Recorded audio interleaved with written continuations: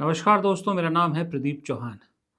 दोस्तों, कल रात को आपने टी20 वर्ल्ड कप का फाइनल देखा था?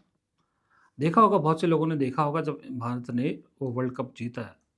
बहुत अच्छी बात है, मैंने भी देखा, हम सब ने देखा होगा। लेकिन एक और शख्स थे, देख तो बहुत सारे लोग थे, पर एक और शख्स थे जो देख रहे थे। देखिए आपकी स्क्रीन पर, ये हमारे देश के कृषि मंत्री हैं शिवराज सिंह चौहान, जिनको मामा के नाम से भी जाना जाता है, मध्य प्रदेश के मुख्यमंत्री रहे। ये भी मैच देख रहे थे बाकायदा, और मैच जीते, खुशियाँ देखिए, अपने सिक्योरिटी के साथ मैच देख रहे थे। और हैरानी थोड़ी-सी आपको ये नहीं हुई कि भई मैच तो देख रहे, अच्छी बात है, इसमें क्या बुरी बात है। लेकिन आपको ये हैरानी नहीं हुई कि मंत्री जी के पास कैमरा कौन रिकॉर्डिंग क्यों करवा रहे थे मंत्री जी? कैमरा कैसे पहुँच गया उनके साथ? लेकिन मंत्री जी ने किया रिकॉर्ड, और देखिए आपके सामने ही है, कितनी ओरिजिनल खुशी है, कितनी नौटंकी है कैमरे के लिए आपके सामने। लेकिन उससे भी इम्पोर्टेंट कुछ याद आ रहा है ये वीडियो देख के आपको? याद आया होगा, आपने देखा होगा, नहीं आया?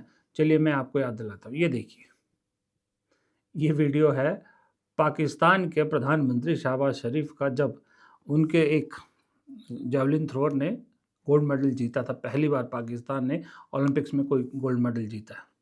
इन्होंने भी ठीक वैसे ही किया था, कैमरा बुला रखा था, जीते, और इनके सपोर्टर कह रहे हैं कि ये आपकी वजह से जीते, आपकी वजह से जीते। बहुत ट्रोल हुए थे शहबाज शरीफ, और हमने भी खूब मजाक उड़ाया था। हिंदुस्तान में भी शहबाज शरीफ का बहुत मजाक उड़ा था।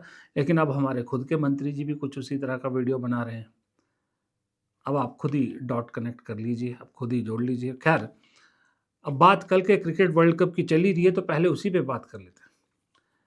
देखिए, कल क्रिकेट वर्ल्ड कप जीता, बहुत अच्छी बात थी।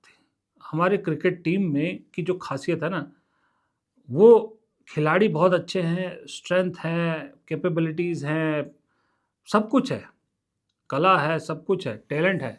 लेकिन एक और बहुत अच्छी हमारी टीम की खासियत है कि हमारी टीम में हिंदू, मुस्लिम, सिख, ईसाई, बौद्ध, जैन सब तरह के खिलाड़ी आते हैं, और सब तरह के खिलाड़ी मिल-जुल कर देश के लिए खेलते हैं। धर्म से पहले देश को आगे रखते हैं। आप देखिए, कल मैच के हीरो कौन थे? संजू सैमसन। धर्म क्रिश्चियन, कहाँ से आते हैं? केरल से। दूसरे हीरो थे जसप्रीत बुमराह। जसप्रीत बुमराह क्या हैं? सरदार हैं, सिख हैं। फिर टीम में एक और सिख खिलाड़ी जो ओपनिंग बॉलर थे, अर्शदीप सिंह हैं, मतलब सिख हैं, सब जानते हैं। एक टीम में एक और बॉलर हैं जो खेले तो नहीं कल, पर टीम में तो हैं, मोहम्मद सिराज, मुसलमान हैं। फिर बाकी हिंदू कम्युनिटी के लोग। ये सब लोग मिलके जब खेलते हैं तो देश के लिए खेले। संजू सैमसन ने 3 बार लगातार 3 मैचों में अकेले के दम पे, एक तरह से कह सकते हो आप, अपना टीम को जीत की दहलीज पर पहुंचाया। अपने लिए नहीं खेला, टीम के लिए खेला तीनों मैचेस में। और उसके बावजूद उसकी सहजता देखिए, कितने जो उसके बात करने का तरीका है। लेकिन ऐसी भावनाओं को जब टीम के अंदर हो, टीम स्पिरिट हो, देश को आगे रखते हो, वहाँ पर अगर टीम का मेन लीडर यानी कैप्टन, और टीम का मेन थिंक टैंक यानी कोच धर्म को ऊपर रखें, फिर क्या होगा इस टीम भावना को? मैं इसलिए कह रहा हूँ कि कल जीत के बाद ये जो वीडियो आया है ना, जहाँ जय शाह, गौतम गंभीर और सूर्य कुमार यादव ट्रॉफी लेकर सीधा मंदिर पहुंचे। कोई बुराई नहीं है मंदिर जाने में, मैं मंदिर जाने के अगेंस्ट नहीं हूँ। मैं कह रहा हूँ, मैं खुद भी हिंदू हूँ, मंदिर जाता हूँ, रोज़ पूजा पाठ करता हूँ। लेकिन फिर खुशी तब होती अगर ये तीनों उसके बाद गुरुद्वारे भी जाते, मस्जिद भी जाते, चर्च भी जाते। तब समझ में आता कि हाँ भाई, ये ऊपर वाले का शुक्र अदा करने गए थे। सिर्फ मंदिर को ही क्यों चुना? और सबसे बड़ी बात है, फिर बीजेपी के हैंडल से ये वीडियो जारी होता है, और फिर क्या लिखा होगा आपको मालूम ही है। क्या फिर जब कमरे में आके संजू सैमसन, सोचा नहीं होगा संजू सैमसन ने इसके बारे में कि अगर मैंने इतना कुछ परफॉर्म किया, अगर मुझे tournament player of the tournament का अवार्ड दिया जा रहा है, तो क्या मैं भी चर्च चला जाता ट्रॉफी को लेके? जसप्रीत बुमराह या अर्शदीप ने सोचा वो गुरुद्वारे चले जाएं ट्रॉफी लेके, मोहम्मद सिराज ने सोचा मस्जिद चले जाएं, फिर क्या होता? फिर इस देश में टीम भावना रहती कहीं? इस देश की क्रिकेट टीम में टीम भावना तो खत्म। तो इसलिए मेरा सबसे पहला सवाल यही है, जय शाह आईसीसी के चेयरमैन, पहली बात तो आप इंटरनेशनल बॉडी के चेयरमैन हो, सिर्फ भारत के क्रिकेट बोर्ड के नहीं है। चलिए फिर भी आप क्योंकि गृह मंत्री अमित शाह के बेटे हैं, बीजेपी का ठप्पा है, आपकी पॉलिटिक्स है, समझ में आता है, गए। गौतम गंभीर पूर्व खिलाड़ी रहे, अभी कोच हैं, इन चीज़ों से बचना चाहिए। पर चलिए, आप बीजेपी के सांसद रहे हैं, समझ में आता है, सोच वही है, चले गए। लेकिन कप्तान सूर्य कुमार यादव, उन्हें सोचना चाहिए था कि इतना बड़ा कदम उठाने से पहले कहीं मैं टीम भावना को आहत तो नहीं कर रहा। आप जाइए, जैसे 2011 के बाद धोनी, महेंद्र सिंह धोनी जब वर्ल्ड कप जीते थे, वो अकेले गए थे, तिरुपति बालाजी गए थे, ना वो कैमरा था, ना वीडियो बनाया, कुछ नहीं बनाया, वो जाए और आ गए।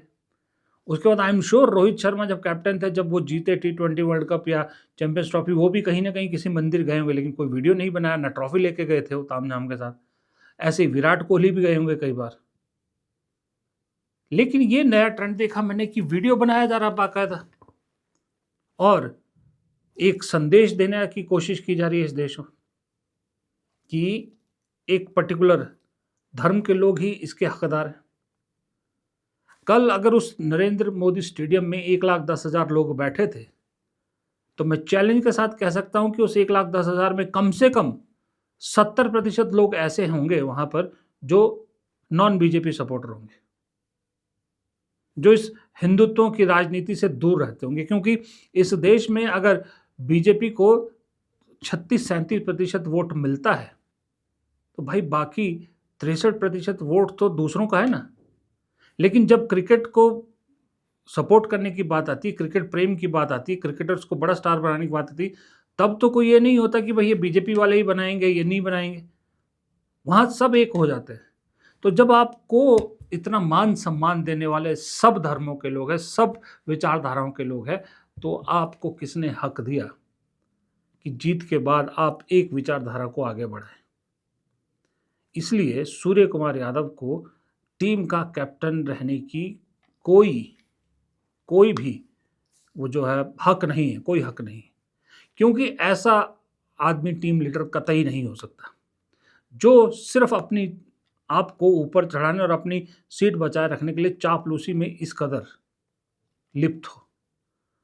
सूर्य कुमार यादव टीम मैन नहीं हो सकता, ये उन्होंने कल साबित कर दिया। और ना ही वो कैप्टन है कि जो कोच से बाहर अपनी सोच रखता हो। क्लियर है कि वो एक कठपुतली है, और ऐसा कठपुतली भारतीय क्रिकेट को ऊपर नहीं ले जा सकता, नीचे लाएगा। इसलिए सूर्य कुमार यादव को मैं तो अब से कैप्टन नहीं मानता हूं भारतीय क्रिकेट टीम का, और ना होना चाहिए, एथिकली उसे कैप्टन नहीं होना चाहिए। अब बात क्योंकि क्रिकेट की चल रही है, तो क्रिकेटिंग टर्म में ही आपको मैं संसद ले चलता हूं आज पहले दिन की कार्रवाई में। वहाँ भी विपक्ष ने आज ऐसी गुगली फेंकी कि सत्ता पक्ष क्लीन बोल्ड होकर रह गया। क्लीन बोल्ड होने के बाद जो झल्लाहट है वो क्लियर नहीं दिख रही थी। आप केंद्रीय संसदीय कार्य मंत्री किरण रिजिजू का संसद के अंदर दिया गया बयान समझ सकते हैं। हुआ ये कि आपको मालूम है इस वक्त बहुत मुद्दे हैं जिस पर सरकार गिरेगी। मैंने सुबह के वीडियो में भी कहा था, सरकार बचने का रास्ता ढूंढ रही है, खास करके वेस्ट एशिया के स्टैंड को लेके। ईरान के साथ जो युद्ध चल रहा है अमेरिका और इजराइल का, उससे होने वाले नुकसान, भारत पे इफेक्ट, और वो जो ट्रंप प्रशासन कह रहा है हमने 30 दिन की परमिशन दी है, ये सारे मुद्दे हैं जिससे सरकार बचना चाह रही, फजीयत हो रही है। तो आज पहले दिन सरकार को लग रहा था, जो सोचा कि भाई आज तो विपक्ष लेके आ रहा है लोकसभा अध्यक्ष ओम बिरला के खिलाफ अविश्वास प्रस्ताव, तो वो विपक्ष उस पर बहस करेगा, सारा दिन उसमें निकल जाएगा, वोटिंग की जरूरत पड़ी तो वोटिंग भी होगी। इस बीच में क्यों ना एक चालाकी की जाए, क्यों ना विदेश मंत्री से सदन के अंदर एक बयान दिलवा दिया जाए प्रेजेंट कॉन्फ्लिक्ट पर, और उसके बाद फिर से बहस स्पीकर के अविश्वास प्रस्ताव पर चल जाएगी और सरकार निकल लेगी। कल परसों चौथ विपक्ष जितना मर्जी हल्ला मचाए, सरकार कह देगी कि सरकार ने अपना रुख सदन के अंदर रख दिया था। ये चालाकी थी, ये कोशिश थी, प्लानिंग थी। लेकिन विपक्ष ने गूगली फेंक दी। उन्होंने ओम बिरला के खिलाफ अविश्वास प्रस्ताव पेश ही नहीं किया। विपक्ष अड़ गया कि हम तो पहले कि जो वेस्ट एशिया के हालात हैं इस पर हमारी सरकार के स्टैंड की और मौजूदा हालत क्या है उस पर बात करेंगे। अब वो कहते हैं ना, जब गूगली फेंकी और बैकफुट पे खिलाड़ी हो तो फिर या तो क्लीन बोल्ड होता है या एलबीडब्ल्यू होता है। सरकार क्लीन बोल्ड हो गई, समझ में नहीं आई और फिर 2 बार जो है वो स्थगित करनी पड़ी कार्रवाई और कल तक के लिए स्थगित हो गई। फिर वही बौखलाहट कि राहुल गांधी के चक्कर में सब कुछ हो रहा है, सारा ठीक रहा। फिर किरण रिजिजू ने राहुल गांधी पर फोड़ा, लेकिन राहुल गांधी ने जो सवाल पूछा, राहुल गांधी ने बाहर कहा कि क्या गलत किया विपक्ष ने। और जो वेस्ट एशिया में हो रहा है उससे कितने रुपए का नुकसान होगा? मतलब सेंट्रल चीज है, मतलब एक प्रकार से पैराडाइम शिफ्ट करने की लड़ाई चल रही है। उससे हमारी इकोनॉमी को जबरदस्त नुकसान होने वाला है। स्टॉक मार्केट का आपने देख लिया, यूएस डील साइन कर दी है मोदी जी ने, तो बहुत जबरदस्त चोट लगने वाली है देश को। तो उस पर डिस्कशन करने से क्या प्रॉब्लम है? यही हम मांग रहे हैं और उसके बाद हम दूसरी इशू पे डिस्कशन करेंगे। बट आपको क्या लगता है, वेस्ट एशिया का जो मामला है क्या वो जरूरी नहीं है क्या? फ्यूल प्राइस, इकोनॉमिक डेविस्टेशन, ये जरूरी नहीं है क्या? तो ये जनता की इशू है, इसको हम जरूरी मानते हैं, इस पे हम डिस्कशन चाहते हैं। उसके बाद स्पीकर पे जो मोशन है ठीक है, उसको डिस्कस करेंगे, कोई प्रॉब्लम नहीं है। बट वो डिस्कशन करना नहीं चाहते हैं क्योंकि उसमें दूसरी बातें निकलेंगी, उसमें प्राइम मिनिस्टर की पोजीशन निकलेगी, प्राइम मिनिस्टर का जो पूरा कॉम्प्रोमाइज हुआ है, जो उन पर ब्लैकमेल किया जा रहा है, वो सवाल उठेगा, तो उसको डिस्कस नहीं करना चाहते। आपने देखा प्राइम मिनिस्टर भाग गए, पार्लियामेंट हाउस से भाग गए। राहुल गांधी बहुत अच्छी तरह से जानते हैं, इनफैक्ट समूचा विपक्ष अच्छी तरह से जानता है कि मौके पर चौका मारना किसे कहते हैं। अभी अगर 60 रुपये आपका सिलेंडर महंगा हो रहा है, डोमेस्टिक कमर्शियल 115, डॉलर के रेट बढ़ रहे हैं, पेट्रोल डीजल के रेट बढ़ने की उम्मीद है और गैस पेट्रोल की कमी होने की भी आशंका जताई जा रही है। ऐसे में अगर सदन के अंदर विपक्ष चर्चा करे लोकसभा स्पीकर पर अविश्वास को लेकर, तो जनता के बीच जब जाएंगे तो जनता तो जूते ही मारेगी, इसके अलावा और कुछ नहीं करती विपक्ष जानता है कि आज के वक्त में जनता से जुड़े मुद्दे कौन से हैं, जनता किस पर सफाई चाहती है, जनता किस चीज़ के बारे में जानना चाहती है। और वो मुद्दा है ये जो लड़ाई की वजह से भारत इसमें पिस रहा है, भारत की क्या स्थिति है, क्या होने वाला है, क्या सच्चाई है, मीडिया में जो चल रहा है वो सच है या जो सोशल मीडिया में चल रहा है वो सच है, क्या है। इसके लिए सरकार से विपक्ष ने चर्चा की मांग की, क्योंकि सिर्फ विदेश मंत्री के बयान से विपक्ष मानने वाला नहीं था। नतीजा, प्रधानमंत्री फिर संसद से गायब। और ठीक रहा, राहुल गांधी भी फोड़े थे, लेकिन सिर्फ राहुल गांधी नहीं थे, समूचा विपक्ष जो है वो इस मुद्दे पर आज सदन के बाहर और अंदर एकजुट दिखा। और तमाम भारतीय वहाँ पर फंसे हुए हैं एज ए टूरिस्ट, और भारतीय जो वहाँ पर हैं वो भी फंसे हुए हैं। प्रधानमंत्री जी के साथ जो जर्नलिस्ट गए थे वो पॉलिटिकल जर्नलिस्ट थे, लेकिन जब उनकी कवरेज देख रहे हैं तो वॉर जर्नलिस्ट बन गए, तो वो कैसे लौटेंगे वापस। और फिर हम आत्मनिर्भर की बात कर रहे हैं, हम अमेरिका का ऑर्डर मान रहे हैं, तो हमारी आत्मनिर्भरता और हमारे देश को कोई डिक्टेट कर रहा है कि आपको तेल कितने दिन खरीदना है, कितना ले पाएंगे आप। तो ये कहीं ना कहीं बहस होनी चाहिए, क्योंकि वो परिस्थितियां दूसरी थीं, आज परिस्थितियां दूसरी हैं। इसलिए विदेश नीति पर और जिस तरीके से विदेश नीति नीलाम की है सरकार ने, उस पर चर्चा होनी चाहिए। दरअसल सदन के बाहर ये अखिलेश, राहुल गांधी, मल्लिकार्जुन खड़गे, प्रियंका गांधी, अखिलेश के भाई डिम्पल यादव, ये सब तस्वीरें बड़ी कॉमन सी हो गई है। अब तो यूं लगता है कि सदन के अंदर कांग्रेस और समाजवादी पार्टी तो एक साथ हर वक्त हर मुद्दे पे हैं ही हैं।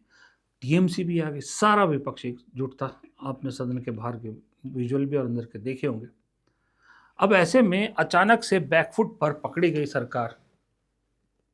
ये बात तय है, अब सरकार को समझ में आ गई कि लोकसभा स्पीकर के खिलाफ अविश्वास प्रस्ताव कहीं विपक्ष पीछे भी डाल सकता है, उसको झोले में डाल सकता है।